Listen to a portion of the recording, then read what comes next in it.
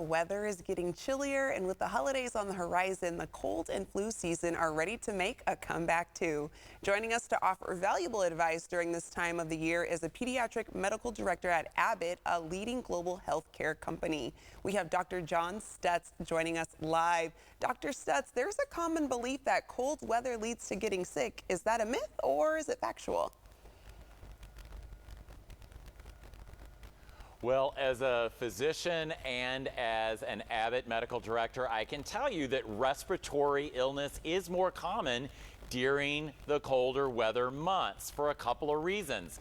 One is our immune system can be less effective at colder temperatures. And the second reason is during those colder temperatures, we gather inside. So family and friends getting in those tighter quarters lead to germs being spread and therefore more illness. All right, so give us some practical recommendations to help us avoid falling ill, especially during this time of the year when we're prone to it. Well, I cannot stress enough the power of prevention. And I'll give you 4 tips for preventing illness. The first is to use soap and water and wash your hands on a frequent basis. That's really important. Secondly, keeping your hands away from your mouth, nose, and eyes, because those are ways in which germs can enter our body and make us feel sick. Third, sanitize surfaces, both in the home and at work. And fourth, and maybe most importantly, really talking with our kids about the idea of washing their hands properly. And you probably should show them how to wash their hands properly with soap and water, because when the kids get sick, who's next? You and the rest of your family. Exactly. We don't want that to happen. We want to keep the entire family safe. So with cold and flu season approaching, how can we prepare ourselves for the challenges that this time of year brings?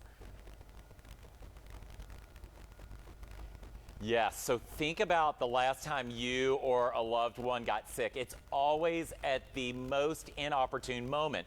It's in the middle of the night. It's early morning hours. It's as you're leaving for vacation. So now is the time to stock up on those sick day essentials. So hand sanitizers and tissues and thermometers, fever reducers, COVID self-tests like Binax Now, and electrolyte solution like Pedialyte.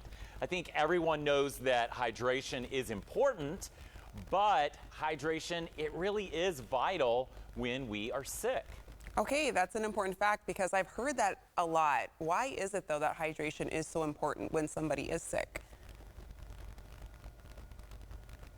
Yeah, when we're sick, when we have fever and vomiting and diarrhea, we're draining our body of the fluid and electrolytes that we need. So it's critical to replenish those fluid and electrolytes to fight the illness and to make us feel better. So what you rehydrate with matters. Water's great, but it really is not enough.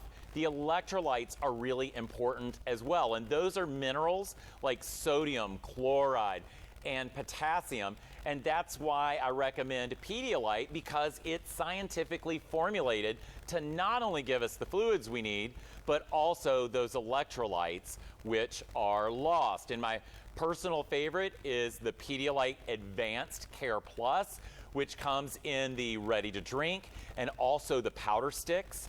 And for kids, don't forget, there's the Pedialyte Freezer Pops. So children think that they're getting a great treat with that, but what you're really accomplishing is giving them those fluids and electrolytes that they need to feel better faster. And Dr. Stutz, to that point, can you give us a quick overview of signs parents can use to identify if their little one is becoming dehydrated?